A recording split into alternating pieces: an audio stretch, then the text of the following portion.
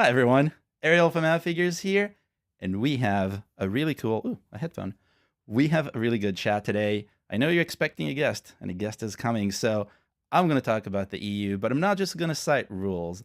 We're going to talk about what it really is, how we feel as actual people who know revenue on the App Store. And I say we, I mean me and Jacob from RevenueCat. You might know Jacob from Twitter. He says a lot of things, and hopefully you will say a lot of things on here as well, but he has really good thoughts, and there aren't many people who understand revenue on the App Store as well. So that's why I wanted to get Jacob on here. Give Jacob a hand. Well, wherever you are, give Jacob a hand. I'm going to get them on stage. Hello, Jacob. You're on air. Hi, I'm here. Did you hear me? We can hear you. I think we can hear All right. you. Maybe Yeah. the chat can confirm. So Yeah. I would say where you are from, but you have your logo right in the background. What a smart idea. RevenueCat.com. You should check it out. So, Yeah. should I give my blurb? Is now the time? You told me I could chill if I came on the live stream. So it's now my opportunity to chill. Absolutely. Well, we'll wait a little bit because okay. Just tell me when. Yeah. Oh, I definitely will. But everyone in the chat, let us know where you're from and what's in your cup. That's a big cup you got over there. What's in your cup? It's the best. It's water. Nice. It's healthy. City water. And it's a Bubba. I think it's a brand exclusive to Walmart. And it's 64 ounces. So I fill one of these bad boys up. I'm good for the day. So that's a lot of Zoom water. calls. Yeah. You see, water is we're good. I'll stay hydrated. Yeah. And where are you from? Where are you broadcasting from? I'm from and broadcasting from the great state of Ohio. Nice. Tech capital of nowhere. But that is not true. We have multiple team members in Ohio, both technical. Oh, really? Yeah. Nice. I'm telling you, they're building a fab here. At least they were. Intel's building a fab here. So really? It's gonna be the new chip. We'll be the Taiwan of the Midwest, I think. Sans earthquakes. We have tornadoes instead. Yeah. But yeah. That's crazy. Well, I didn't know you're from Ohio. I thought you were from more out west. Now I know. I try to keep it crazy. Mysterious. Yeah. Were you in San Francisco? I'm wherever I need to be. Yeah, I was. I spent the better part of my young adulthood in San Francisco, Silicon Valley, if you will, and then in 2020, I decided I was done with that, and I was like, what's hot and upcoming? Rural Ohio. That's where I need to go. So that's where I'm building my tech empire from. I believe it. I definitely believe it. Hey, we have good Wi-Fi. Not much else to do. It's not bad. Not bad. Well, I'm all opposites today. I got, what do I have in this? Green tea in my cup. I switched off of green tea for one live stream and then decided I want to go back to green tea. So I'm on green tea again in my Appfigures mug that apparently no longer exists. We tried to get these again. We couldn't. So we're going to design new mugs for the future. And I'm in New York, not rural. And the Wi-Fi here is okay. You would expect it to be much better, but for the most part, it works. In our office. That's good. That's good. Yeah, you don't have those rural electrification subsidies that we get out here in the hinterlands, right? So it's understandable. Yeah, here it's just good old internet. Yeah. That works. Yeah. So we got some people. We got Moldova in the chat. That's kind of cool. Kofi on one, Coca-Cola on the other one. That's a lot of drinking. Coffee and Coke. There's something interesting about that. It's a mix. You ever had Coke and wine? That's a thing they do in Spain. That's almost made me rethink all of my business associations because my co-founder's Spanish and about half our team is Spanish. But yeah, it's a thing they do in Spain. They'll mix red wine and Coca-Cola. Honestly, not as bad as you think. It's kind of great. Is it like a rum and Coke type thing?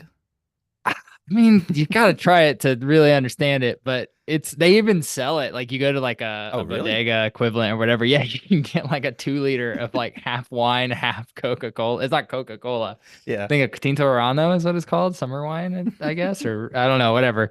But yeah, I had to try it last time I was there. Yeah, I don't know. For drinking outside, it's not bad. It's not bad. If it works, better than Malort, for sure. So. Oh, man, we got some coffee in England. We have a lively chat. We always have this international crowd that's drinking water and something else. It's here in the US, you don't always have water and something else. You have this something else, unless you're healthy, like Jacob. Yeah. I already had my coffee, and I'll have my other coffee later. But yeah, We're no, just skipping that's over. yeah, it's bad news to mix the two together. I won't make it through the live stream, so Fair enough. if I did that, but yeah, it's important. I think the I don't know if it's something about talking on Zooms, but just having lots of meetings all day, Hmm. you very quickly desiccate yourself. So you have to just continually hydrate. Oh yeah. And it gets a good laugh every time I hold this mug up, especially just like, Hmm. the perspective. It's literally Yeah. actually almost larger than my face. But actually this was I stole this from my wife. She got it. She had surgery and was like laid up for a few weeks and like couldn't go get water a lot. And so she got this to like stay hydrated. And then I was like, being late from surgery and tied to Zoom calls all day is not that different. It's worked really well. Also, it's got a bottle opener on the bottom. Just in case you want to fill it with Just something in nice. case, which I don't know, you have to like pop like 20 bottles to fill this thing, but just in case you need it, you're like, oh, I have a bottle opener. Yeah. But it's really interesting. We were talking the other day, like so many. Also have like a grill lighter that has a bottle opener on it. But it's interesting how many products do that, and it's probably actually not that surprising because like when you're designing something to sell off of a shelf, Yeah. and if it's a true commodity like a mug, you're like, if I can Hmm. build one tiny differentiating thing in there for basically free, and that's a bottle opener, like Why it not? probably is, yeah, really ROI positive to just be like, yeah, it's a, whatever, it's a blender, but it also has a bottle opener. You're like, oh, well, I'll get the one with the bottle opener, right? Even in reality, you'll never use it. Exactly. So yeah, I don't know. Interesting sort of side effect of how it's marketed. I think But that's why everything is a flashlight at this point. You buy a battery charger yeah, for your phone, has a flashlight. You're never gonna use it as a flashlight. You have a flashlight on your phone. Why but do you it need that? might, if you're looking at two identical, same milliamp hours, whatever, Exactly. you're gonna like, I'm gonna get the one with the flashlight. I'm not stupid, Hmm. Yeah. Extra components. Of course I want that. Cool. So we have at least one viewer who switched from tea to scotch, and I think that means it's good. It's a good time to get started. Now you're ready to talk about EU Yeah, regulations. exactly. I think we definitely. So we're gonna talk today about the EU. Obviously, that's the topic of this whole thing. But we're gonna talk about how we feel about it, about the things we know about it, and the reason why, at least I believe, it doesn't make sense for most people. I said it there. So we both have a lot of thoughts.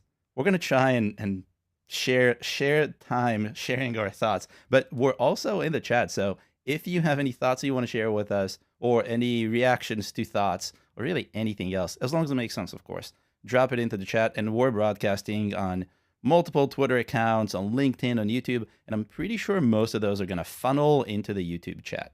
So I should see them. And if I don't, come to YouTube and let's talk.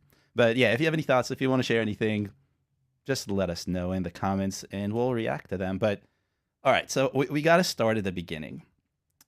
I don't imagine there's anyone who doesn't know what's happening in the EU, but in case there's someone who doesn't know what's happening in the EU sued Apple. I mean, I'm simplifying, I'm oversimplifying, and said you have to open up the App Store because it's so closed and dark and it's smelly, so you have to open it up to everyone.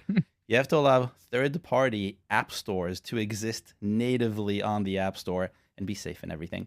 And you also have to allow third-party payment providers or allow apps to link out to the web so you can take payments outside of the App Store and not take the fees.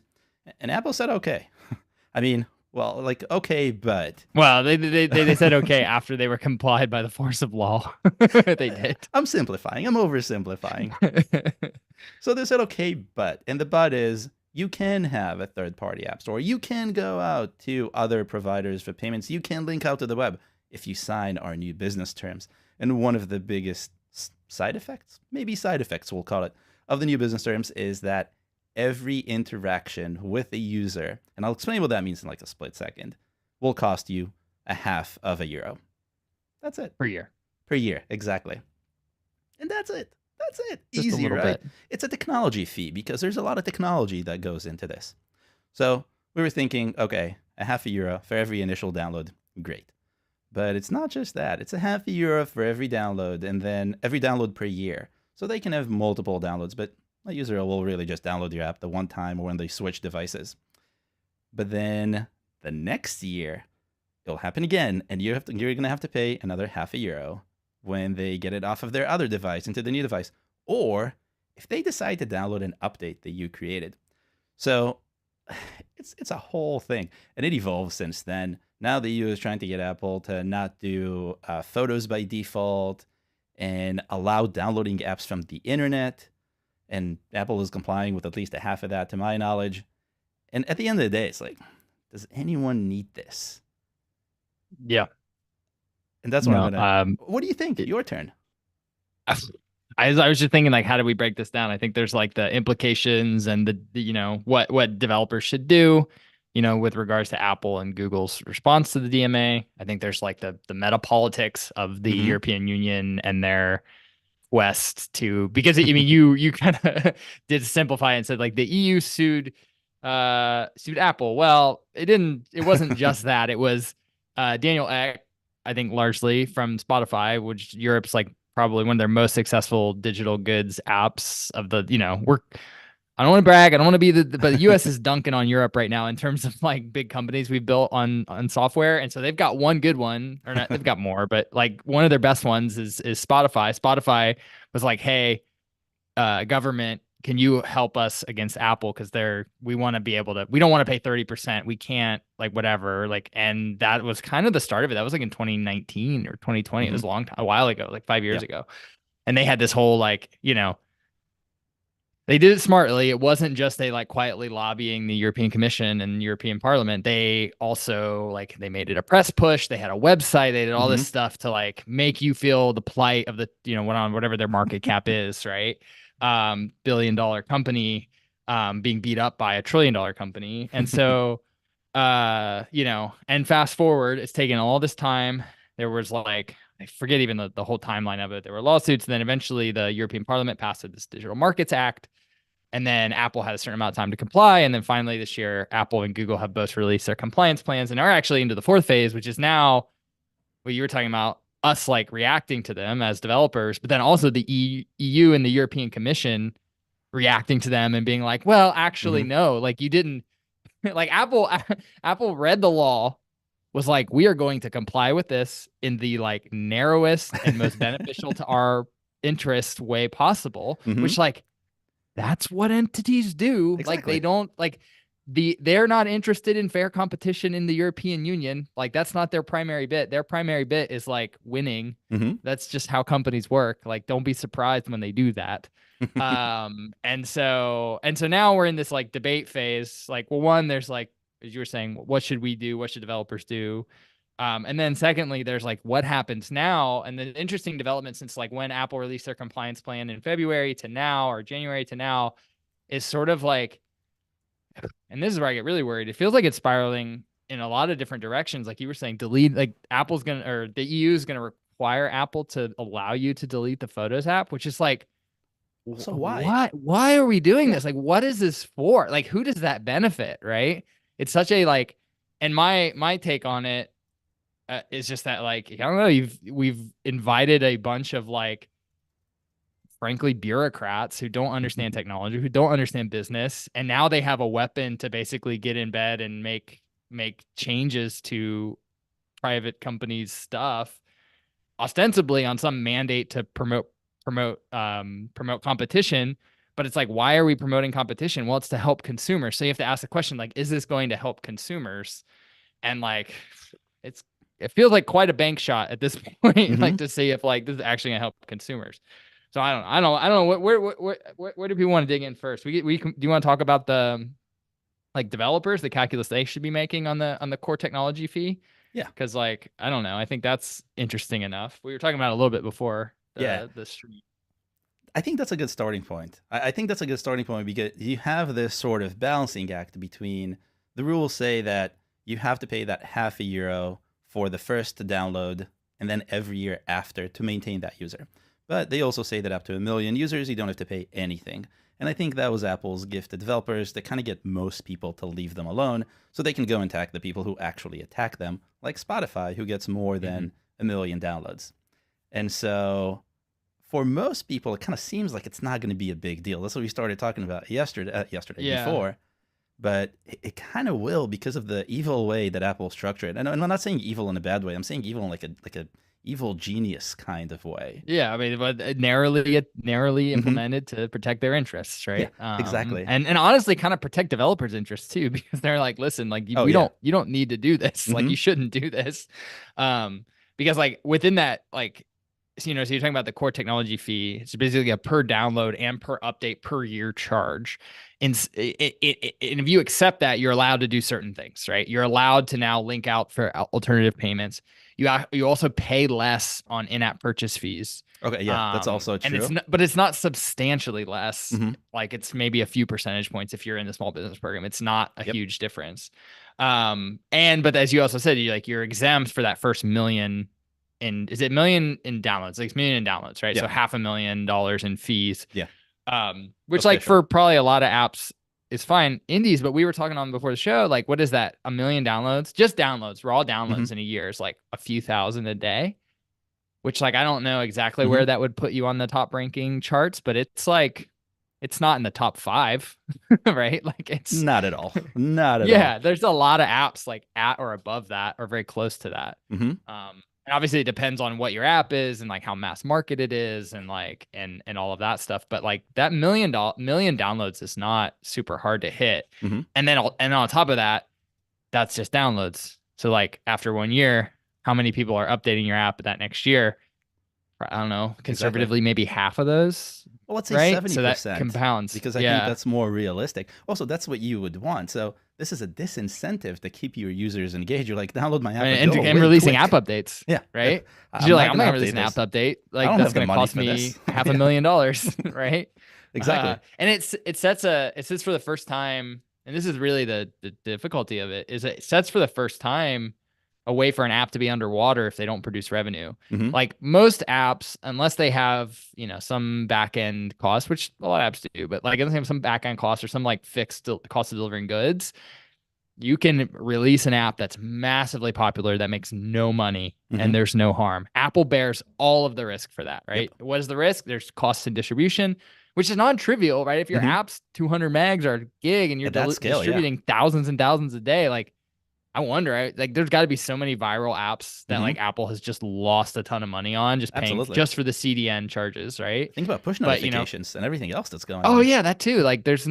no limit there. There's like all this stuff that you can really abuse and like that's a huge amount of leverage for small developers to be like, hey, I can Hmm. have an app with millions of downloads and be one person, Yeah, exactly. and I don't need to be highly capitalized. I can wait and if I have in-app purchases in 6 weeks, I'm going to get my first check. Hmm. And then like essentially like margins positive Yep. on this app. And under the new business plan rules, that's no longer the case. Again, caveat. This is only in the European Union, Yep.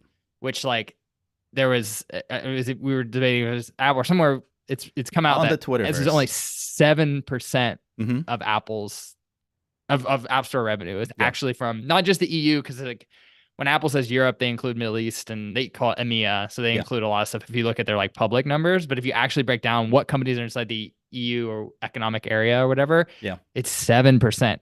So it's like, again, also those downloads are limited to 7%. So, but still like the unit economics scale the same. It's just like, I don't know. It's a lot of complexity. Yeah. Like this is my biggest thing. Absolutely. It's like, I cannot possibly like with the 30%, it's very easy. You make Mhm. $1, you give 30% to Apple. Yep. If you're under $1 million, you give 15% to Apple. Yep. It's pretty simple, right?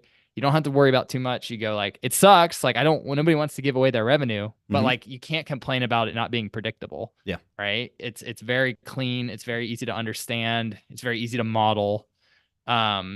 Going to a system like the core technology fee, it's like, okay, like how do you even begin to predict Mhm. how much you're going to cost? And then we only talked about it briefly, but there's this asymmetric risk where now the developer's bearing all the risk of virality, which Apple backpedaled and said like, oh, if you end up racking up, life ruining CTF fees, we'll give you like an absolution and you can go back to the old business model, which like is great, but also makes you go like, that's probably not a good business model. Hmm. Like if you have to design a like escape hatch, right? Like maybe there's something wrong there. Which maybe, I don't know.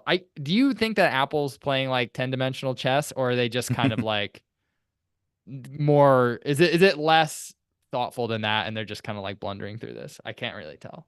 I feel like it's definitely 10-dimensional chess. Everything Apple does has a lot of thinking going into it. Why wouldn't this? It's kind of one of the biggest things that are happening. But I think everything is to deter people from actually doing this. And initially, they didn't give you the escape hatch. They said, if you opt into this, that's it. You're locked in. And I think that was their way of saying, do not do this. This is bad. This is bad. Go away. Yeah. And then I think they knew what would come out of it. And it probably started getting punched in the face for this and said, okay, you can get out of this, but only the one time.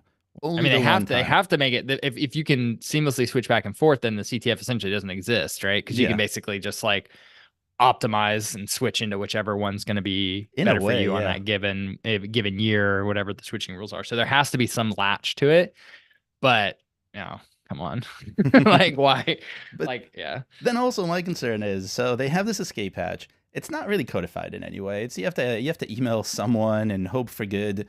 What if it doesn't happen? So what if somehow day 366 you're on the hook for like $500,000 now? What do you do? Well, you're not going to be on the hook for $500,000 because they it'd split be it over 50 12 cents for months. that incremental one download, right? Yeah. But if you get to 1 million, Mm-hmm. a lot of apps that are going to get to 1 million, you're probably going to get to 2 million. Like once you get Exactly. past like a certain threshold and you're absolutely successful, you're going to keep growing most likely. Exactly. Well, that's the hope, because if you got to 1 million and Yeah. you're like, okay, that's it, I'm happy at 1 million, then we're just allowing businesses to build to a ceiling, and I don't know what's going to come out of it. If you can think of the ripple effect that this will have on everything, on advertising, on service providers, on us, ultimately, Yeah. then Apple's basically saying we want to kill this entire industry that is built around the App Store, and we want the App Store to be extremely limited.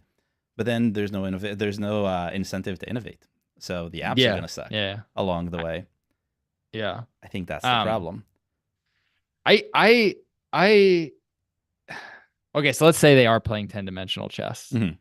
What is the move? So they basically were like, all right, we're gonna poison pill this so that it's like crappy. We're gonna narrowly comply. Now, what cost do they pay for that? One is that they've made the EC European Commission commissioners more mad, and like they're getting more ire because like. And this is where I think the EC is just naive in that they were like, what Apple didn't just like kind of follow the spirit of our law, which is like, be cool, man. And like give Spotify free money. And like, and they realizing that like these technology markets are extremely complex, extremely like there's incentives and many people. And it's like, it didn't, it took us a while to get here through a lot of like market shaping. And that then by like coming top down and applying like in 2 years or 4 years, they're able to write some words that's going to like fix it is like so naive. Right. Yeah. But now they're running around and going like, well, now we're just going to use some like really like draconian level of fees that they're allowed to set. Like the fee structures for the DMA, this is crazy, are not tied to the economic activity in the EEA, European Economic Area. They're tied to the company's global revenue. Yeah. So it's like you now have this region, and I think this gets into maybe where we're headed with this. You get in the situation where you have an economic region that represents 7% of Apple's revenue that can levy fees against them, which are substantial. Maybe they will, maybe they won't, but like you have this very, very frankly minority economic area now using their government to coerce Apple to do things that aren't in its best interest, right? And frankly, in my opinion, aren't in a lot of people's best interest, aside from maybe like alt store folks and Spotify, right? And maybe Epic. Like very few people. Maybe some consumers will benefit from this, but I think broadly it's neutral or negative for the broad consumer base. And isn't, in my opinion, going to lead to like this utopian competitive landscape where like suddenly, the app stores and Apple becomes commodified, which I think is, I guess, what ostensibly people want. And so, Apple, I think, has to make a decision. And I think, I think there's a very real, I thought first, like, okay, Apple's going to ship the DMA. It kind of sucks. The U is going to go like, well, technically they're following the law. Yeah. Let's just let it lie, right? Whatever. There was no way to fix this. Yeah. Using Yeah, using government. government. Mhm. Yeah, in my opinion, like maybe I have my opinion on how I think it could be fixed, but like, so, and maybe they would realize that they made Spotify happy. They tried, they got to do a fun weekend project designing some regulation, whatever. Yeah. But it just seems like the EC's got a lot of energy for just keeping battering Apple on this. So like at some point, Apple's just gonna have to be like, it's not worth it. Mm-hmm. Right? A, it's not worth it. Then B, like, what becomes their next rational move, right? There's nothing that you cannot like force them to comply with selling phones in this region. And like Apple needs what they really need is they need the European people to be like, hey, EC, what are you doing? Exactly. Like, why are you doing this in our name? Which maybe like the popular opinion in the European Union is to beat up on Apple and we'll just do whatever. Maybe.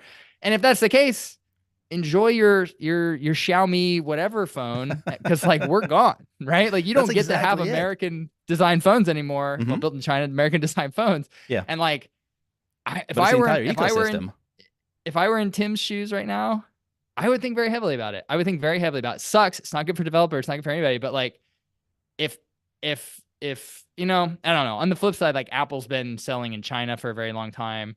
Like they've shown that they're willing to like bend over backwards for like local governments to like meet their requirements to sell into a market. Yeah. But I don't know. I just don't see this trending in a very good direction. And like, I almost feel like Apple needs to do something extreme. Yeah. To kind of like redirect the energy. But maybe I'm missing something. I don't know. I think you're right on the money. So with China, it's very interesting. If you look at the revenue coming from China is making a lot of money for Apple, way more. So that's probably why they're willing to delete Tiananmen Square, they'll do whatever. Whatever from their phone. They're like, exactly. Sorry, it's a lot of money. Again, Apple mostly cares about making money.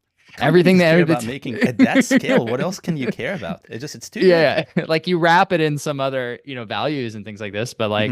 The end of the day, like that's going to be they have to, like legally they have to. Legally they have to, and that's the key. Yeah. But I see an interesting kind of path here. So there's a question in chat from Sean Allen was asking, who actually benefits from going down this new business term or these new business terms? And it kind of sounds like everyone should go about business as usual and not opt into it. And I think for the most part, Apple made it seem like that's the case. Like, don't do it. We're talking about it. We're saying that it's not a good idea, and it might be a great idea. And if there are, for the European folks in the audience, please let us know if the prevailing wisdom in Europe is let's kind of screw Apple, and if that is really how people feel about it. I doubt that's the case. But then here's another angle to it. What if Apple makes it seem so unattractive? No one cares. No one cares. That means that no third-party app marketplace is actually going to take off. They're going to probably try. So AltStore is trying. AltStore has been around for a long time doing this for years. And so now they will become official, but that's got a bunch of issues with it. We'll get to AltStore in a minute. But what if no one buys from the AltStore? Eventually, they'll stop. They're not going to care anymore. Apple charges you a bunch of money. Apple requires they have $1 million in your bank account for no good reason. They require all these new compliance processes that are kind of crazy. They don't have any requirements for reporting, which I find to be insane. But we'll put that aside. That's just me. And so ultimately, if AltStore can't make money or can't exist in this space, then it's going to be moot. So then they're sticking it to regulators by doing this. So I think maybe in a way this is it. They want this to seem like it's possible, but no one's going to do it because everyone is saying. Which is the case. Like we flip over to the Android side, which has allowed some form of alternative stores for ages. And yeah, I mean, there are like I don't know anybody who's downloaded apps from the Samsung store unless they bought a Samsung phone and it came with a Samsung store developed. Like that's the only people. Like nobody's going out and like being like, "Ooh, I would like to sample an eclectic collection of apps I can't get on the App Store." Like 3 people are doing that, right? And like those folks would have just jailbroke their phone or installed an APK anyway. Like there's no market for this. There's a market for Epic because they actually want to build a business on the App Store or they want to build a mobile App Store business. Like that's the whole thing. It's never been about their individual fees. Like this has been about cracking the phone open so they can make a run at it. And they can do that because they have this like giant brand cachet that they can lean into. And the same kind of for AltStore. I think like to go to Sean's question, which is like for who can benefit from this? I think it's apps that couldn't survive in the App Store otherwise. So Yeah. like, which is going to be What, like probably just 7? illegal stuff. Oh yeah, of course. Not necessarily But illegal, Apple but like does have rules around this. question. You can't have all the types of apps that you want on the store. It still has to go through app review and like some capacity. Is notarization, right? Yeah. And I guess this is where I don't know the specifics. Again, maybe it hasn't been super tried yet, but like, what are they going to allow? Like, I guess pornography being the biggest one, which Steve was famously like, no, we're not going to allow it on the App Store. Yeah. Which is more, you may or may not consider true, depending on like, you know, they don't put it on the shelves. Like there's apps that are borderline and whatever in the App Store, but the Apple's done a very good job of making the App Store feel very squeaky clean and family friendly, which I'm glad it like opens up the market. Like you can let your kids browse the App Store more or less, right? Yep. But so maybe that category of apps. So like if you're an app that like is overly hassled by the App Store's rules and like you think that you can actually build this, and that's the stuff I'm excited about. It's like there was this article in The Verge about AltStore. I guess we jump on it now, maybe, but like there's, you know, a clipboard app that can do stuff that's like outside of Apple's requirements, which I don't even know if that'll pass notarization though either. Exactly. Right? That's like, what I mean. So like, so it's not really I don't even much. Which like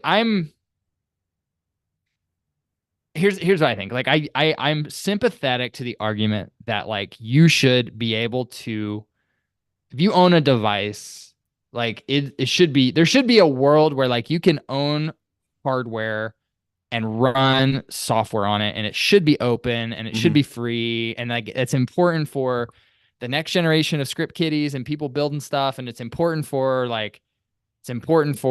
just like future-proofing ourselves against Apple becoming like a bad actor or whatever. Like there's lots of reasons why those things should exist. I don't think that we have a right for that behavior on every device that exists, right? That software and that platform exists, and lots of versions of Android that will be very open if you want them. There are other like platforms like mobile and PC and computing platforms that are like this. I don't think that that's, and you trade something off. Like if I really, really cared about openness and being able to download whatever I wanted, I wouldn't get an iPhone. But the reality is I don't care about that stuff that much. I care about it in theory, but like in my day-to-day, I'm totally fine with the phone being super locked down because I'm not thinking about it. Like I don't want to be worrying about the antivirus on my phone. Like I don't want to be worried about this shit. I want the super lockdown experience. And I chose that as a consumer. I chose the iPhone. And like, but you know, and this goes into my prognostication on how we actually fix this. Is like, if somebody builds a phone which is better and cooler and lets me do cool stuff, I will switch in a heartbeat. I'm not stupid. I'm a rational consumer. If it's like a better price and a better product or some combination of those two, like I will switch. And like, that's, I think, the only way out of the Apple Google duopoly is to like build a new phone. And people go like, oh, it's impossible. The barriers are too high. But it's like, sure, like you could say that, but like that's the rewards are also obscenely high, right? And that should be the case. That like looking at Tesla and building a car company, like nobody would have built a car company in the last, you know, but Tesla has become like ridiculously valuable because they've been like kind of the first emergent car company in the last 30 years to really have seen any like success. And it was super hard and super long, you know, and super long shot, but they did it. And like, and this is how I think we just got impatient. Like if Apple kept being bad to consumers, kept being bad to developers, continued like mistreating us and developers, us as consumers, us as developers, like eventually there'd be enough space and enough demand for somebody to build something. And maybe that's Android changing how they're doing stuff. Maybe that's Microsoft re-entering the game. Maybe that's or maybe it's like a total disruption of the platform, like with like these humane pins or whatever. Like we might be just keyed up for like a whole revolution of the entire ecosystem. And that's the way that solves it, that actually helps, that actually builds a better end consumer environment and end developer environment versus like a bunch of dorks in some big building in Brussels being like, well, actually, you need to be able to delete the freeform notes taking app so that you can create an equitable market for notes taking apps on the iPad. And it's like, oh God, like this is not how we got here. Right? It wasn't those dorks in that building that got us what we have. And if you just like, just take a moment, go back to 2002 and think about what computer life was like back then. It was cool. Yeah. Sure, I had Winamp with skins and Oh yeah. stuff, Oh yeah. The but good life. like, but like objectively, software is doing orders of magnitude more for me in 2024 than it was in 2004. Mm-hmm. And like some of that's definitely the SaaS revolution and like that side of the house, Yeah. like mobile or like web stuff. But a good chunk of that is this device that I carry in my pocket, how well it's integrated, and all this entire Exactly. software ecosystem it's created. And, like we didn't need anything to get us here. We didn't need Exactly. any regulation to get us Mm-hmm. here, right? We Like it needed no got us here. regulation. I think that's really the key. I have so many things to share, so many things to follow up on, but this is such a great point. It's like, what if you take all those regulations and you point them towards, let's make this economy of devices better, not of apps? Because ultimately, app developers, we want to make apps for the people. It's kind of like telling a musician they can only perform on a specific stage. Like, it's cool and all, and that stage is probably they big. regulated they regulated Bono and made him give up 15 minutes of his set for a random EU citizen has to perform the first 15 minutes of every U2 set. Exactly. I think that would well, I guess now is Ireland, they're Irish, right? They're still in the EU. So yeah, it still works. Anyway. Yeah, exactly. So if you take those regulations and you try to point them towards, let's make it easier for a new device to exist, but also a new operating system. I mean, you can take Android and you can do kind of whatever you want with it, but then you're kind of stuck with Android. It would be nice to have another thing. And I totally get it. Not easy. But if Elon Musk, who was talking about making a phone, if he was to make a phone right now, I mean, that would be a total shit show. And I don't think he's going to get any protections. I think the opposite is going to happen. And now you just know you're going to build until you hit the DMA. Mm-hmm. Like, that like we've now capped the incentive in some ways, right? Exactly. Previously, like Apple's made insane amounts of money off of the App Store, which was their right for building the App Store, inventing this thing. They got to reap a ton of benefits. And like, we think like we needed to cap this with government or whatever.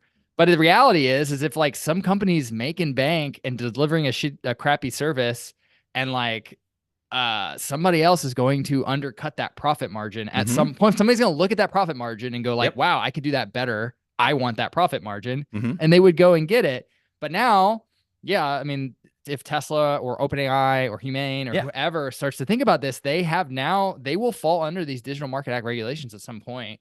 And like, they now have a natural incentive to be like, like I'd rather go build for an ecosystem that has that doesn't going to artificially cap my like potential future profits, right? Exactly, like the web. And it's actually diminishing, and it actually will diminish people's incentive to build these platforms, right? So it's interesting, like how would you do that? They should have just taxed Apple 5%, and been like, we're gonna give grants to anybody on the app. Like, there's other ways they could have done this, like distributed money back to developers through a tax, but the fact that their solution was, let's like cut open the ecosystem and start basically like Apple has to invite the EC to their design reviews essentially now. It was so misunderstood, and I think it really misses the point. The point is that we're not making apps available to us. I want a device that I can tinker with, but I can get a Raspberry Pi and have fun with it after hours.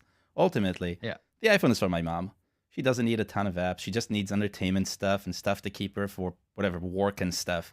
I don't want her to now have to call me every 10 minutes. I mean, this thing is not working. Why do I have pop-ups? You're probably old enough to remember what it was like, right? I think that's one thing. Is like anybody who's maybe under the age of 29 maybe doesn't remember this era, but like if you had not less technical family members with Windows PCs, like prior to maybe like Windows 10, like it was a nightmare. Like it was folks are not like savvy enough to avoid.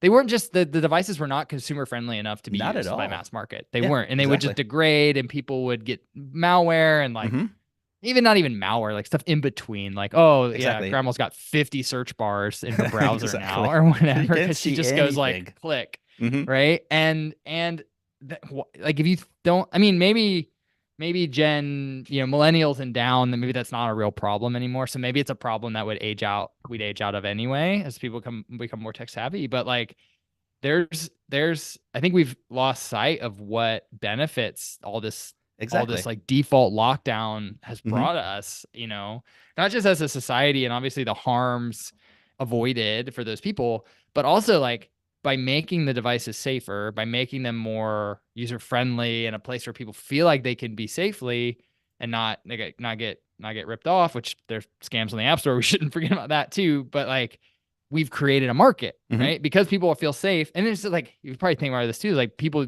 doing e-com in the like late 90s, early 2000s, it was like, oh yeah, I'll put my credit card on the internet if I want to die, right? It Exactly. was like, you If will I want die no if more you, money, take all my yeah, money. somebody will steal everything in my house. Mhm. It'll be gone.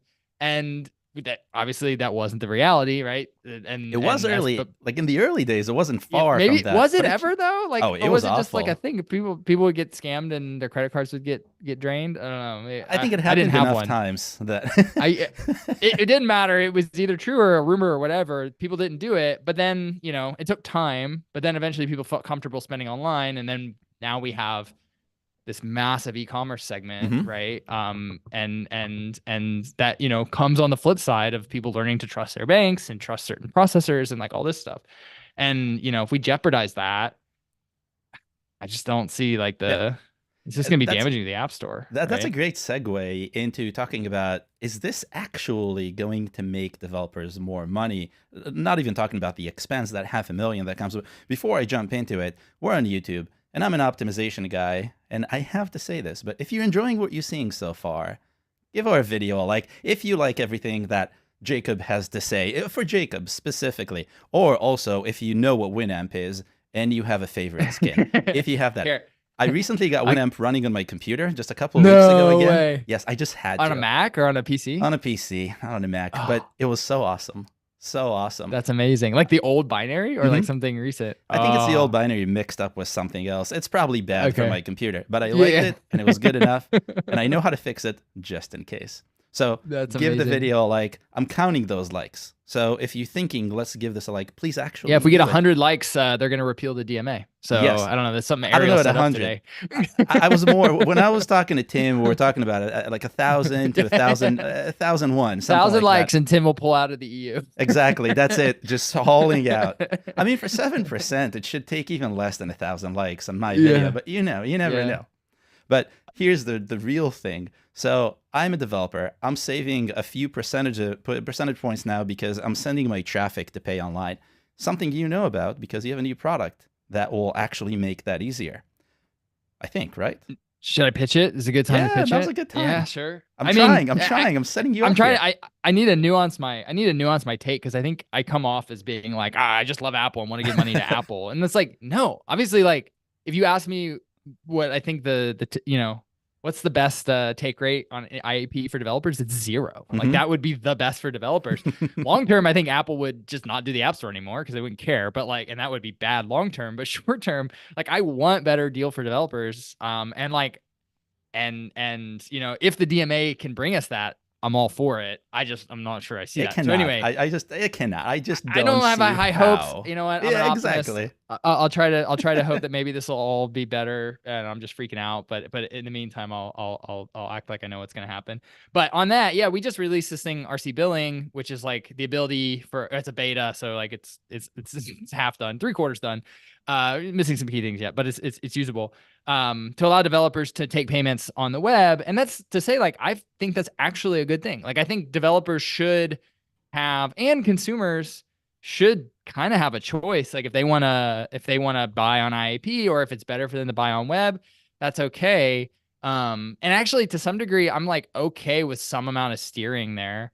I think Apple's within its rights to say like you can't send developers from the app like directly out while because it's if you think about like It's you break it misleading. down. Yeah, and you made a covenant with Apple when you said, "Hey, I want to be on your App Store." Apple's like, "Great, we'll give you all this stuff. The only thing is you got to give us 30%." And you're like, "Great, let's do it." And then you get in the App Store, and then you start making some money, and you're like, "Actually, you know what? Screw you. I don't want to give you 30% anymore. I still want the downloads. Exactly. I still want the I'm SDK. big time I still want all the people. Yeah. But like, I want people to pay differently, right? And and Apple being like, no, like you're not allowed to like use this surface area on this device to send people to that. That's fair. Now, Apple has been cool with it for a long time. You having web payments, like they've evolved over time. They used to be really Yes, pains in the butts when like you'd have a link to like your help page, which then you could 5 clicks away find a payment I know. thing. I think they've backed off a little bit since then. It's a little bit easier, but like there's still sometimes where they might get you. But they've always been good with like, hey, sending emails with offers and whatever. And so that's what the tool we built was for that, is for like, hey, like send an email to your customers with an offer, like get their email during sign up. They don't buy IAP, send them an email with an offer 24 hours later, or like offer an alternative. And then maybe if Apple does allow for like steering like within the app, like our tool will work for that as well. And I'm all for that if that comes up. Yeah. Now, will that actually work? I'm not sure, because Yep. okay, great. You're going from, let's say a 5%, or sorry, let's say a 15 or 15% on the App Store, or 30. Okay, so now you're going to send somebody out to the web. Okay, so there's some loss there. You got to leave, somebody's got to leave the app. So there's some bounce there. Yep. They got to pull out a credit card. Okay, so maybe it works like Shopify payments or whatever. It's really slick if they've used it before. So maybe it's really slick. Okay, great, fine. But still, people are now making like multiple decisions. You're going to lose a lot of folks like in that process. And then, hey, great, you're paying like Stripe, whatever it is, like 25 cents and 2% or whatever. But that's like not accounting for taxes. It's not accounting for a bunch of other stuff. So you start to add up all that other stuff. Yep. Taxes. Another thing being risk and fraud. So like, you know, like you have to pay for fraudulent chargebacks and stuff like this. Like Apple kind of just handles, well, they pass it on, but they buffer a lot of that. Yeah. And they so do there's a like great a lot of job stuff fighting it, which is so difficult to do. I know because I run my own billing and it's a huge pain in the butt. We have orders of magnitude fewer payments than we did I ever did in consumer, right? And it's already still a pain in the butt. Like, oh, people are delinquent. Oh, people are like, you know, using fraudulent credit cards, stolen credit cards and stuff like that. And like, you know, for folks like, not to throw Stripe under the bus, but like with Stripe, if your app is using a ton of fraudulent credit cards and like you're not catching it, they will just turn you off. Like they will just go like, hey, like we need our relationship with the banks. This app has too much fraud. Like you're screwed. I'm sorry. Like we're not, you know, and like, I don't hold that against Stripe, but like Apple doesn't do that. Like, I mean, Apple will, if you're breaking some rules, they'll kick you off, but like they generally protect you from that stuff. If they know you're the one doing the fraud, they might. But like, that's a whole different thing. But there's so many people, so many things that go into charging credit cards that most people are never aware of because none of them are intuitive. They're shielded from it. Yeah. If a credit card fails and you retry it. So if you're a developer, you're saying, well, someone is supposed to pay me every month. It failed for whatever reason. I'll just try it again until it works. The only thing is if you do that enough times and it fails enough times, the credit card company is not going to know what's going on. They're going to think there's a lot of fraud because there are a lot of failures. They're going to give you a call as you're walking up the stairs with a really heavy piece of furniture and be like, we need an explanation now. And the person you're going to talk to is not a technical person. So you can't just say, well, I'm just retrying credit cards because they owe me money. And that's what's going to happen. And that sounds like this might have literally happened to you. It may or may have not. That's for a later conversation. But yeah, I've gone through this a whole bunch of times, and you're going to get to a point where one Stripe is not enough, and now you need to bounce it between a Stripe and a Braintree because someone's going to be down. I mean, most companies have any sort of international presence. Like Stripe is really good and covers a lot of companies, but again, doesn't handle taxes in all cases. This is why if you've never, folks might not know about a merchant of record, just like products like Paddle. Apple is a merchant of record. They are actually doing the transacting for you, and then you're sort of like a contractor almost, like, or like a partner with them. And that gives you just a ton of headaches saved. It's like you just get a payment from them. You don't actually have commercial relationships with all these people. You do, which also in some senses, which does create some of this tension, but like it saves you a lot of headache. It saves you a lot of risk. A lot of compliance. Like, I mean, I think anybody, RevenueCat, of course, we're 100% compliant, everything we always do. But like, you know, any business that's operating in multiple countries, like it is impossible to keep up with every little like sales tax and compliance thing in every little region. And like what most people do is like you don't get all of it right away. And as you grow, you will like increase your compliance in every one of these countries. But the nice thing about the App Store is like you're just compliant from day one, which is amazing. A headache. And if you're trying to focus on growing your app or growing your business, having to worry about all these things is such. And I see people do it. Yeah. And it's like there's no benefit to that. Like you're not, you know, maybe there's a tail risk that you're avoiding some jail time, but it's probably unlikely. But like for a lot of developers, they don't, especially if it's a personal project, you're not like, it's not worth that risk, right? Like I'm just not gonna, you know, Doesn't really matter. Hmm. So you'd probably end up wanting to use something like Paddle anyway. And then I don't know what Paddle's rates are. Christian's gonna kill me if I get it wrong, but it's like 10 or 12%. So like, and this is already you're pretty close to the App Store anyway, Hmm. right? Yeah, It's like exactly. the whole like And the now it's whole a whole like bunch of headache yeah. that you don't really need. And I Yeah, think, yeah. Even using something like Paddle alongside, mhm, like it's still like now you have two systems now, mhm, and it doesn't like sync with IAP necessarily, like exactly. And your and reporting stuff is going like to be this. all So all garbled. now you got to merge all that data together. If only there Hmm. were a tool. We don't have a Yeah, Paddle integration yet, but like we should get one. So that would be great. us too. But yeah, But also, we talked about Stripe and how many little pitfalls there are with Stripe. And Stripe is like one of the best ways to go about charging great. credit cards right now. 5, 6, 7 years ago, before Stripe, it was a terrible, terrible Wild West. I remember those days. I used to do a lot of e-commerce way back, like before the days of Appfigures. And man, it was terrible. And you know what? It stayed terrible. So Stripe And those is are like, just one-time transactions, hmm, right? yeah, Most likely, right? Like when you no, add no subscriptions and recurring stuff. recurrence, like everything gets so much more complicated, right? So Exactly. yeah, I think the it's unfortunate because I think there's a real animosity from developers for Apple, rightly so. Like Yeah, we've rightly been kind so. of treated kind of crappily. We've been kind of honestly treated Hmm. with a kind of like on an individual basis, the amount of leverage each individual has, which is extremely small, right? As a Like collective, no we actually think leverage. have a ton of leverage, right? Obviously, yeah. Um, and so like but and maybe Apple should listen to that more. The problem is though too is I think that there's more. I don't want to say it's a silent majority, but I think there's a squeaky minority which would like to just see the world burn. Hmm. Right? I'm thinking of people I respect, like Tim Sweeney. I ton of respect for Tim Sweeney. Ton of respect for people like Costa and people like Hmm. Eric from Pebble. Like there's like people out there that have like really want to see the world burn. They really want to tear the walls down in the App Store. And like I respect that. I get it. Like you got to be angry. You got to have some righteous fury against this thing. But then there's like the other 90% of us who are like, yeah, it's not the best. But like, hey, like we got kind of a good thing here. Like Exactly. Like, let's not let's ruin a not good blow thing. it. Hmm. Right? Let's make it better. Let's work towards the better. Let's encourage competition. Let's like vote with our developer dollars. Like Hmm. when there's a new platform to go build on, let's go build on it. Yeah. But like we shouldn't throw the baby out with the bathwater here. And I guess my fear with the DMA is like, and I guess it's like sort of why I've just been depressed about it and why I would prefer Apple just to do something like extreme at this point. It's because like I feel like it's too late. Like I Hmm. feel like there's just gonna be a bunch of annoying concessions. Yep. We've taken on all the complexity, the annoyance, the distraction, and we're not going to get anything from it. And Hmm. like that's just, and I'm not sure unless there's like a mass political movement in the EU to be like, hey, and maybe like, I don't know if you've seen German economy. There's a lot of like economies in the EU which aren't crushing it right now. That Yeah. economic stress will eventually like reach the regulators in the EU, and they might be required to kind of like change their approach. Hmm.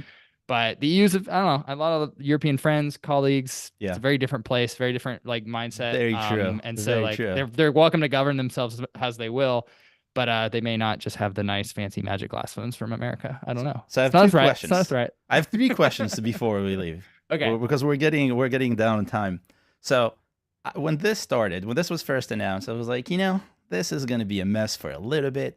But I think ultimately, and we talked about this at Appfigures, all of us kind of putting on our future thinking caps. I'm like, this feels like it's just going to be a blip on our timeline. And a few years from now, no one's going to remember.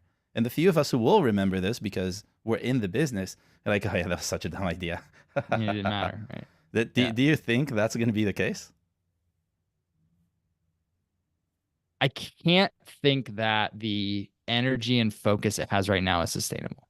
Like I think that Hmm. at some point something will happen in the EU that'll draw the distraction of the EC. They'll move on. Apple will sate them, and like that's probably one path. But I think the damage will be done. We're already gonna have to Hmm. add these modals. We're already gonna have to, there's already been some damage, but maybe it's limited. I think Yeah. that I still think that's a possibility. I would have been in your camp 2 months ago and thinking that this is just going to be a nothing burger and like it's going to blow over and it's Hmm. just another annoying thing. Now I feel like it's become political Yep. and it's become nationalistic, And, if I've learned anything is people are not often rational in those spaces, right? And so like Such a on diplomatic both way of Apple's saying it. yeah, like both Apple and the EU are not necessarily going to act rationally here. And so like now I don't know. And I think the the rational economic actors out there, i.e. developers, are probably going to be the ones to suffer. So like I can say I'm less confident in my ability to predict it now than I was 2 months ago. And that's because of sort of like the follow-on investigations that the EC has been showing off, like, look at all these people we have to enforce this thing and all this stuff. So yeah, I don't know. And we also know Unclear. that every decision will take so long to make. So what's brewing right now, I don't think we're going to see that play out in the next week. Years. Yeah, we got years ahead of us. So I think ultimately, maybe in the grand scheme of things, we'll see some sort of okay, we tried this thing, it didn't work, moved on with life a few years later. I just don't know how many years this is going to be messy. I mean, you still click a cookie modal every day. Oh, right? I hate those like we so haven't much. and like so are much. we ever going to readdress that? Are we ever going to be like, is this necessary? I don't know. Yeah. It's the thing with tech debt. Like we've created societal tech debt now, and it's just like it's all here. It's hard in a team of tens of people to like fix tech debt. Like, can you imagine like fixing tech debt on like a national, international scale? Like, I don't and want that's to. when I talk about this. I don't know if it's a PG podcast or not, or no, whatever, you can but, say whatever you need. And shitification, this concept of shitification, right? Where like things just get subtly worse. Like at some point, and I don't want to credit it all to Steve because there's lots of talented people at Apple, but at some point, Steve had the whole damn thing in his head with his like close circle. And he was like, this is the way it's going to look, and it's going to be great, and it's going to be really tight. And it was. And then we've had some good hits since then. But like, unless somebody's really like keeping something really tight and being really extreme, and that's why I think maybe, I don't know if Tim Cook's the guy or not, to be really extreme here. And I almost think Steve would, like, he's irrational. You need a little bit of irrationality here to do something like this. And you need to have that founder credential to be like, hey, like, just trust me, shareholders. I'm doing something that looks stupid, and it probably is stupid, but like, I believe. Like, I own it. I own this stupid. So it's yeah, and you can do that. Tim, I don't know, from a personality perspective, if he's that guy. And then also he's just not a founder. So like, he just doesn't have that like freedom, right? Which, so maybe that's my biggest fear is like, we're already down the enshittification path. Yeah. Which then time for a new entrant, right? Like that's what happens. Like big platforms, they ossify, and then they get enshittify, and then somebody eats their lunch. Like that's the beautiful way of the world. So, but then there's this other question that I think no one has asked, because the answer is probably absolutely not. But I have to ask it because we have to. Do you think that will come to the US? It's political at this point. It's not at all logical, and the US is where money is. If any of this comes to the US, kind of like how GDPR made its way to California GDPR, now we're in trouble. So I have a very sort of like cynical take here, which is I don't think so. Yeah, same. Because of campaign contribution law. And like in the EU, like they don't have essentially legalized bribery. But in the US, like it's much easier to influence politicians with money. And like, so essentially the moneyed interests are going to be like, which is Apple and Google.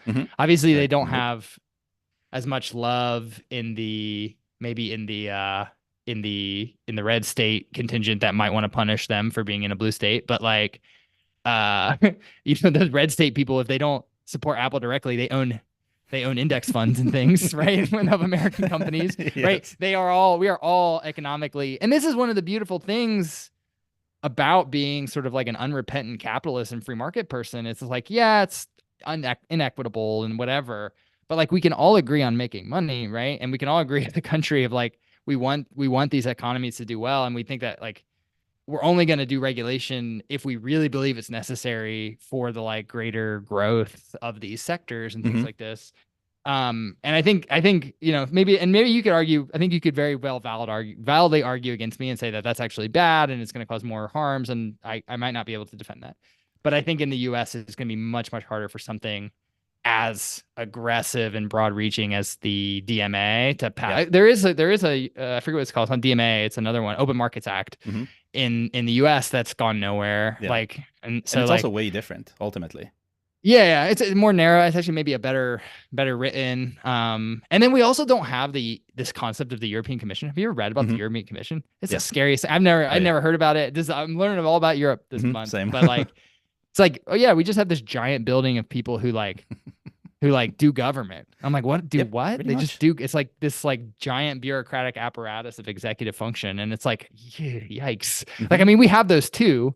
We have those too, but they ultimately answer to a Yeah, singular president, right? Which which like in theory changes. answers to us, so it's In somehow theory answers us. related. Out of theory, at least like tends to flip and flop every few years. So like Exactly. any sort of like harms that were being caused one way or the other tend to be reverted within Hmm. a sort of finite period of time.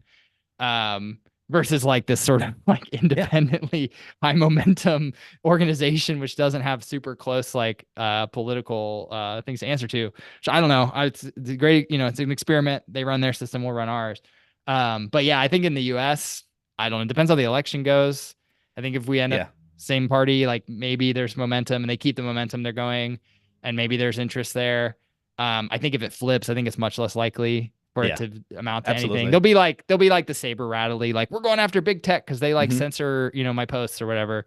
But like they're not gonna go That's after Apple totally making different. money, Yeah, right? Yeah, they're not gonna go. They'll not at do some. all. They'll drag Zuck up and Tim up and make them look stupid. But Yeah. like that's just the cost of running a company. Like you have to go do that. There are no I consequences. I don't think think that's so. ultimately what it is. They're going to talk the talk, but there's nothing beyond that. Yeah, But it's I a think that's political okay. theater. Like, that's perfect. Let's keep it that way because If it it's doesn't really bad help us. enough, I mean, if it's bad enough, again, like if it gets bad enough, people will stop. And this is my belief. And you want to do another hour on TikTok because we could do that. But like, I think that's the case for any of these things. I think consumers on the whole are fairly rational, right? And if it's Hmm. really bad and it actually does suck, like they will lose in the long Yep. term. Like they will eventually lose. And so like, I think that we should just let the process play out. And like I'm maybe I'm naive here. Maybe when I'm 60 and not, Old and gray. close to 40, I will have a different perspective on when to use things like antitrust and government regulation. But as I stand right now, it feels like we should just let things play out and just see what happens. But Yeah, I yeah. completely agree. I think you made a bunch of good arguments for why the US wouldn't lean in that direction. And I don't think it's going to lean in that direction. It can't. If you look at the numbers, it just doesn't make any sense. And legal bribery is also a part of it. And Which even if it drops to the state level, now we have kind of a bigger headache, but at That's the probably the same bigger time, fear, right? Yeah, it's already started. Like some states, like Pornhub has pulled out of Texas. yeah. Like there are, I mean, that's obviously a micro issue, But but it's sort of still, related where it we're could starting to have like inflate. state by state internet regulation, the Hmm. CCPA or whatever the California Yeah. privacy regulation is. Yeah, I mean that maybe is actually a bigger risk as like Hmm. states start to act, and then I mean that's just stupid for us. We end up losing the like big benefit we have of being a 50 state conglomerate, which is like Exactly. open access to all those markets, right? Which would be very Yep. foolish. Which But is that's why I where think it's not The going to feds can happen. step in on those, Exactly. right? Like Hmm. feds do have the opportunity to regulate interstate commerce, right? So like they can come in and say like, no, Exactly. you can't Nope. do that. Yeah, And which to me seems more likely than some sort of like restrictive regulation, yeah, that's So exactly it. So, last question, because we're way over time, even though we're having a blast. Um, what do you think as a developer? What would you do right now? Would you take the DMA? Would you say I'm sitting and waiting? Would you say yuck, which is what people in the poll on YouTube said? 46% said when I asked, "What do you think about the new business terms?" They said yuck. it's really interesting to see how that evolved, right? Because I think the day it came out, everybody was like, "Oh, interesting," and then Hmm. it's gotten worse and worse and worse. Yeah. Um, I wouldn't say never because I think in certain conditions, like maybe it's what you need to do. Hmm. I would say I am definitely not gonna be the first one to try it. Yeah. Like I'm famously a copier. Like I just copy other. I have like maybe one tiny good idea I ever had once, right? Which was like maybe there should be this is Jacob personally. There should be an SDK for in-app purchases. That was like my only good idea.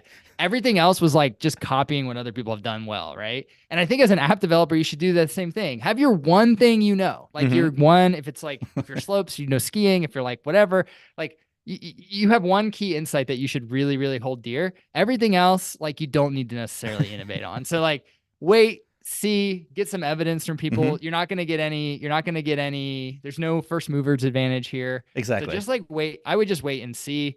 My guess of being in this industry for 15 years or whatever now is that like it's probably not going to make a difference, and Hmm. and if anything that's why we'll stop talking about it is Yep. like it just Exactly. didn't move the needle. Hmm. It's like a minor thing we have to click some check boxes once in a while on App Store Connect, but like other than that it's just going to fade, just like. And this is if I were to go back in time, I had, it's like, what would you do with a time machine? I'd go back and I'd go to Tim Cook and I'd be like, hey, just let the app stores on, cut your fees a little bit, allow some steering, do these like 3 stupid concessions that aren't going to matter. Yeah. But you would have had to do this like in 2018. Yeah. Like before a bunch of folks at the EC made this like their career move, their career defining move was getting this DMA passed, right? Yeah, like get to 2014 with your time machine and start sowing the seeds. And I think that's and they did some stuff, but like I just think Google moved a bit further. If they would have just allowed side loading in the same way Google did in 2014, like I think you would have shut down a lot of conversations and it would have been like, oh, I can't have my whatever the heck app. And you'd be like, yeah, you can. Just go into settings, click a thing, look at a scare modal, and you can download the IPA from the website. Like it's fine, right? And I think that would have affected the App Store a lot less than what we're having now. And like maybe Tim knows that now. Like maybe they know that and they realize that. A little bit too late at this point. But it's too late, right? It's like now it's again, it's about nationalism and it's about, it's about something other than the initial goal. And like, yeah, it's illogical at this point. It's emotional at this point. Yeah, I'm just gonna start developing for the Humane Pin. That's my, whatever. Whoever's building a new platform, we're building a Roku SDK right now. Like we're going broad. We're just getting out, like sinking ship. Like we got to get off the App Store. No, I still think the App Store is gonna be around for a long time. It's too much economic activity. There's too much energy. I hope it's around for a really long time. And it's only 7%. So I don't think we're going to see any sort of big impact. If anything, I think we'll see. It might be 0% soon. Yeah, that's exactly what I'm thinking. I mean, Apple tried kind of to do that with progressive web apps. They tried to pull progressive web apps from the EU. And they caught a lot of crap for it, right? Yeah, and then they put it back. So they backpedaled, right? Maybe they'll do it again. I feel like with that one, it was maybe like a legitimate time crunch for them. But they didn't pull out of, like, they could have pulled out of South Korea. They could have pulled out of like a bunch of places. And like, I haven't heard anybody making bank from the concessions to South Korea. There's also concessions on dating apps in the Netherlands. In the Netherlands specifically. Yeah, and like 4 apps. I haven't heard of like some massive Dutch dating app that's just crushing it because they get to save 4%, right? Probably all of them tried it and were like, oh, it's not that good. Yeah, not worth it. Oh, great. I'm glad I wasted a year of my life.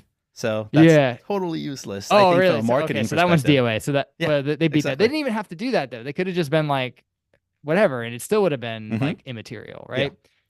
But whatever. Yeah, exactly. I think ultimately the upsell or the upside for developers right now, I don't see it.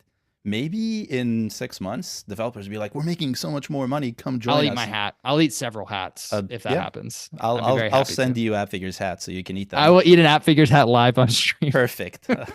I don't know if we have the right coverage for this from an insurance perspective. It's fine. Yeah, we'll send you a waiver. But I think if only that happens, and there's only one way for that to happen, is if the EU goes and subsidizes or pushes developers to become more successful with this. So there might be a subsidy for app marketing in the EU if you switch to these terms, but then Apple's going to fight it some other way, and they're going to take away their featured placements. And we have this battle. So I just don't see that happening in 6 months. But again, maybe we'll eat some hats, so we'll see. I don't think so. I don't know. No. It is very interesting. To end on a bad note. No, but it's great for podcasting. It's great for writing articles and podcasting, that's for sure. I think what is interesting is that Apple is doing things. Like the Apple of 6 years ago wouldn't have done anything, I'm pretty sure. Right. It's true. They got him to dance, right? They got him to dance, which is good. But Apple had danced too. Like they had made some concessions and stuff, but it wasn't until the threat became very real. So like I'm not saying Apple's not anti-competitive. Like let's just get over it. Every company in the world, if they could be an anti-competitive monopoly, would be. There's this really great Peter Thiel talk from Stanford called "Competition is for Losers." It was really I don't know how I feel about Thiel. He's an interesting, controversial guy, right? But I had never really understood his mindset until I watched that video, and he basically just talks about it. It's like you shouldn't be aiming to be in like a fair and competitive market because like there's no profit in a fair and competitive market. It's so much harder. Everybody should be aspiring monopolists. Generally, like the system etches that down, so you can't actually be. But like to build the best products, you want to be like striving to be a monopoly. And so I don't know what my point was for that, other than monopolies are great. But when they make sense, when they just work. But that's not how society works, and that's not how economics work. And capitalism doesn't really allow for that. That's the whole goal of this. Yeah, exactly. And I guess I don't see the structural blocking that Apple's doing to maintain their monopoly. I still feel like they are maintaining their monopoly Hmm. by having the best products, right? Exactly. For developers as well as for consumers, and I don't think any of this will ever actually change until that's no longer the case. So we'll end on a positive note, and the positive note is, if you want to beat this, go and build a new device. New device, new operating system. I'll be new your first ecosystem. investor. I'll join you. Hit Let's me up. do it. Yeah. Let's build a new device that can actually take on Apple. And hopefully regulators will figure this out and be like, let's help you. We can do this. Yeah. Go back to their big building. The last thing you want is the start regulators drafting. show up and say, how can I help? Well, I mean, it's the EU, so who knows? We'll start in the US where we're a little bit more protected. Yeah. Sounds good. Well, Jacob, thank you for joining me. We're way over time, but again, I had a blast. I wanted this to be a conversation like this, and it ended up being a conversation, so that was great. Wait, were we broadcasting? Oh, yeah, I exactly. I thought we were just hanging out. That's great. Great. I didn't tell anyone, but no. Okay. Yeah, sounds good. That was really good. If you want to find Jacob, you're on Twitter most, right? That's your place. Yeah, at J Eiting. First letter, last name. We'll link it in the show notes, I guess. That's how you say your last name, Eiting? Eiting. Yeah, I'm glad you didn't take a shot at it at the beginning because Good. most people miss it on the first time.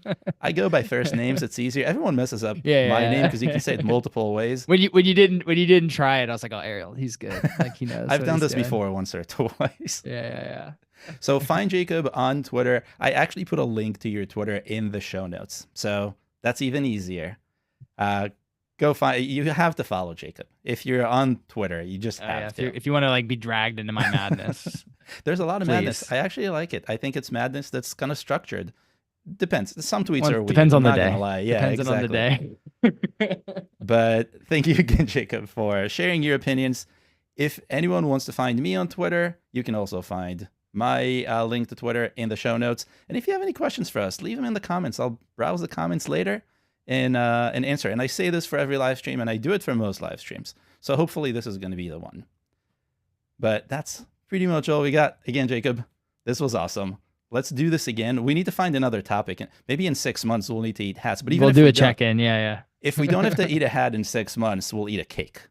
Okay, or a hat-shaped cake. cake. Hat. Exactly. There you go. That's going to be great. Cool.